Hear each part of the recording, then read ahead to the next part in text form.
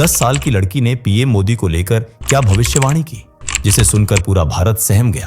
कौन है ये 10 साल की बच्ची जिसने पीएम मोदी की मृत्यु की तारीख बता दी? क्या सच में नरेंद्र मोदी दुनिया को अलविदा कहने वाले हैं? कौन सा खतरा भारत पर मंडरा रहा है जिसमें लाखों लोगों की जान जा सकती है? कौन है वह आस्तीन का सांप जिसने पीएम मोदी और भारत के लिए षड्यंत्र रचा? 10 साल की बच्ची अचानक कहां गायब हो गई?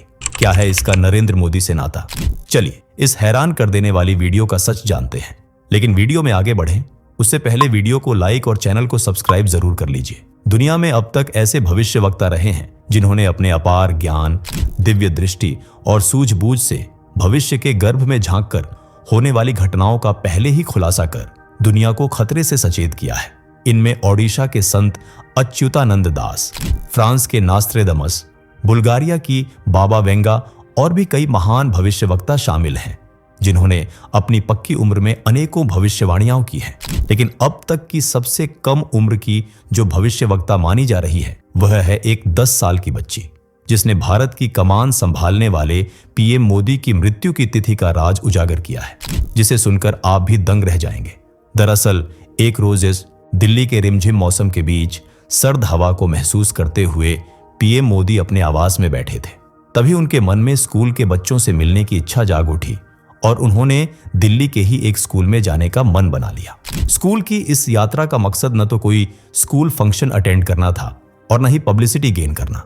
कैमरों और भाषणों से परे पीएम मोदी सिर्फ मासूम बच्चों से बात करने के लिए स्कूल जाना चाहते थे। इसलिए वे सिक्योरिटी गार्ड्स के काफिले के साथ स्कूल तक पहुंच जाते हैं, जहां सभी टीचर और स्टूडेंट्स पीएम मोदी को देखकर काफी खुश होते हैं। बच्चों की हंसी ठिठोली की आवाज से गूंजते इस स्कूल में पीएम मोदी कई सारे बच्चों से मुलाकात करते हैं। बच्चों से हाथ मिलाकर उन्हें तरक्की करने का आशीर्वाद देते हैं। लेकिन तभी उनकी नजर एक 10 साल की बच्ची पर पड़ती है जो दूर खामोशी से खड़ी वह बच्ची नरेंद्र मोदी को देखे ही जा रही थी। बच्ची का यह अनजाना और अजीब सा बर्ताव देखकर नरेंद्र मोदी तुरंत उसके पास जाते हैं और उससे पूछते हैं, तुम सब बच्चों के साथ मुझसे मिलने क्यों नहीं आई? इस पर धीमी और भरी आवाज में बच्ची कहती है, मेरे पास आपके लिए बहुत जरूरी जानकारी है। यह सुनकर नरेंद्र मोदी हैरानी से पूछते हैं, क्या बात है, मुझे बताओ। इस पर वह बच्ची, जिसका नाम आराध्या था, चारों तरफ नजर घुमाकर देखती है। जब उसे यह सुनिश्चित हो जाता है कि कोई उसकी बातें नहीं सुन रहा तो वह नरेंद्र मोदी के करीब आकर धीरे से कहती है, मैं जानती हूं आपकी मृत्यु कब होगी। बच्ची के मुंह से यह बात सुनकर हिचकिचाते हुए पीएम मोदी ने कहा, बेटी ऐसा मजाक नहीं करते, तुम मजाक कर रही हो ना? लेकिन लड़की के चेहरे पर न तो हंसी थी और न ही मजाक का अंदाज। वह गंभीर आवाज में मोदी से कहती है, मैं यहां मजाक करने नहीं बल्कि आपको भविष्य में आने वाले खतरे से सचेत करने आई हूं। आपकी मृत्यु से पहले देश में एक बड़ी साजिश रची जाएगी और उसे रोकने के लिए ही मैं यहां आई हूं। हालांकि इस खतरे की भविष्यवाणी जब मैंने पहले की थी तो किसी ने मेरी बात नहीं मानी।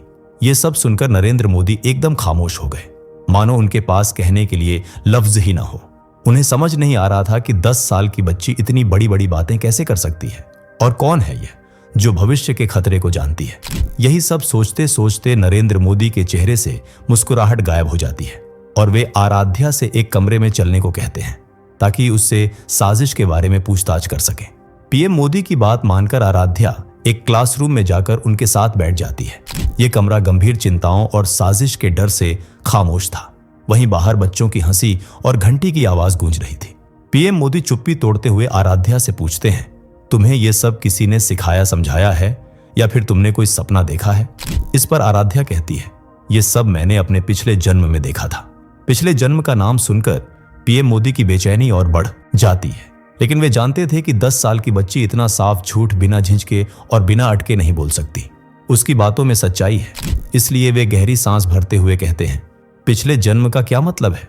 अपनी सच्चाई बताते हुए आराध्या कहती है, मैं पिछले जन्म में एक हादसे में मर गई थी और उसी दौरान मैंने भविष्य के संकट को देखा था जो मुझे इस जन्म में भी याद है। बच्ची के ये शब्द सुनकर पूरे कमरे में सन्नाटा और शांति पसर गई। एक ऐसा रहस्य हवा में घुल गया जिसकी सच्चाई जान पाना पीएम मोदी के लिए एक चुनौती बन गया था। अब मोदी जी पूरी साजिश के बारे में बताने को कहते हैं, पर आराध्या कहती है, अगर मैंने साजिश से पर्दा हटा दिया तो जो होने वाला है वह नहीं होगा और मौत भी बदल सकती है। लेकिन हाँ, इतना बता सकती हूं कि वह साजिश आपका कोई अपना ही रचेगा और उसका असर पूरे देश पर पड़ेगा। करीबी व्यक्ति का नाम सुनकर पीएम मोदी भी सोच में पड़ जाते हैं। उनके मन में यह सवाल भी घूम रहा था कि आखिर यह बच्ची है कौन जो इतना सब जानती है। यही जानने के लिए पीएम मोदी अपने एक सिक्योरिटी गार्ड को आदेश देते हैं कि तुरंत आराध्या के माता पिता को यहां लेकर आओ। कुछ देर बाद माता पिता वहां आ गए। पिता प्राइवेट जॉब करते थे और मां एक साधारण सी गृहिणी थी। हालात गवाही दे रहे थे कि आराध्या एक मिडिल क्लास परिवार की बेटी है। पीएम मोदी माता पिता से आराध्या की रहस्यमयी ताकत के बारे में पूछते हैं। इस पर मां कपकपाती आवाज में बताती हैं, यह जन्म से ही बाकी बच्चों से अलग है। इसके देखे गए सपने कई बार हकीकत का रूप ले चुके हैं। हालांकि शुरुआत में हमें यह सिर्फ इत्तेफाक लगा, लेकिन एक दिन जो हुआ उसने हमारी सोच बदल दी। दरअसल एक दिन आराध्या ने अपने पेरेंट्स से कहा कि आज पड़ोसी के घर में आग लगने वाली है। शुरू में तो माँ बाप को उसकी बात महज मजाक लगी, लेकिन जब शाम को सच में पड़ोसी का घर आग में झुलसने लगा, तब जाकर उन्हें आराध्या की दिव्य शक्तियों का एहसास हुआ। आगे माँ कहती हैं, पिछले काफी समय से यह आपकी ही बात कर रही है।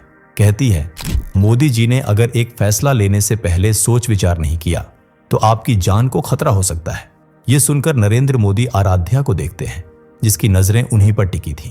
मोदी जी साजिश को जानने और खतरे को टालने के लिए आराध्या को अपने पास रखने का फैसला करते हैं और अपने गार्ड्स को आदेश देते हैं, इस पूरे परिवार को दिल्ली में ही एक सुरक्षित और गुप्त जगह पर रखो।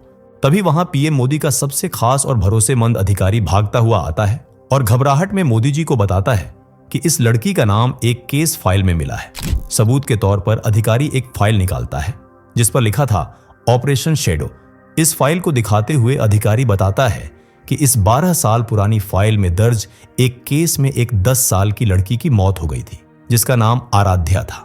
और मरने से पहले उस बच्ची ने अपने पिता से कहा था, मैं दूसरा जन्म लेकर वापस आऊंगी क्योंकि मेरा काम अधूरा रह गया है। साथ ही उसने आपका नाम भी लिया था। तो क्या 12 साल पहले मरी आराध्या और सामने खड़ी आराध्या एक ही है? यही सोचते हुए पीएम मोदी के माथे पर चिंता की लकीरें उभर आती हैं। अगली सुबह प्रधानमंत्री निवास में आराध्या को एक कमरे में बुलाकर उससे पूछताछ की जाती है। इस पर आराध्या खुलासा करती है, साजिश करने वाला कोई और नहीं बल्कि आपका अपना ही कोई करीबी होगा।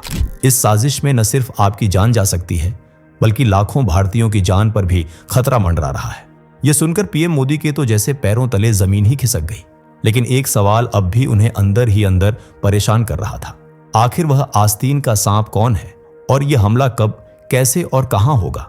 यही सोचते हुए मोदी जी आराध्या से पूछते हैं, यह घटना प्राकृतिक होगी, सामाजिक होगी या फिर आतंकी? इस पर बच्ची ने कोई जवाब नहीं दिया। कुछ देर की खामोशी के बाद उसने कहा, एक हमला होने वाला है। अगर आप इस हमले को नहीं रोक पाएंगे तो लाखों लोगों की जान जा सकती है।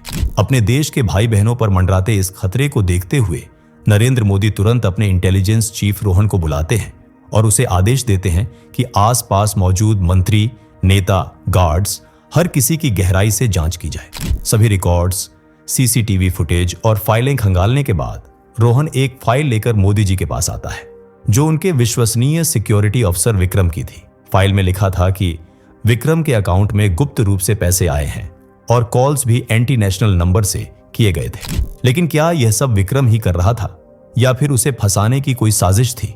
यही जानने के लिए रात को पीएम मोदी रोहन और विक्रम को एक कमरे में बुलाकर कहते हैं, मैं अगले हफ्ते सीक्रेट मीटिंग के लिए जम्मू जा रहा हूं।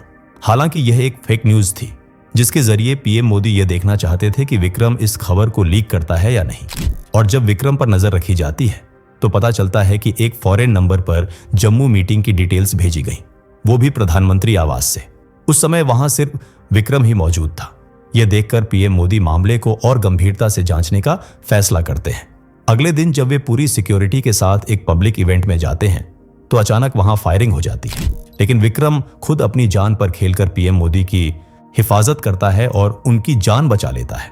इससे यह साफ हो जाता है कि विक्रम को फंसाने की कोशिश की जा रही थी। जल्दी ही पुलिस शूटर को पकड़ लेती है जिसे किसी और शख्स ने भेजा था, न कि विक्रम ने। मोदी जी विक्रम पर शक करने के लिए उससे माफी मांगते हैं। तभी आराध्या उनके पास आकर कहती है, मैंने आपकी जान बचा ली, अब मैं वहां जा रही हूं जहां से आई थी। ये कहकर आराध्या और उसका पूरा परिवार अचानक कहीं गायब हो जाता है। आपको क्या लगता है, क्या आराध्या कोई अच्छी आत्मा थी या फिर कोई दिव्य शक्ति? कमेंट में बताइए। वीडियो को लाइक और चैनल को सब्सक्राइब जरूर करें। दोस्तों, आपकी स्क्रीन पर 2 और वीडियोस दिख रही हैं, जिसे देखने के लिए स्क्रीन पर क्लिक करें। दोनों देखिएगा, बहुत अच्छी वीडियो बनी है।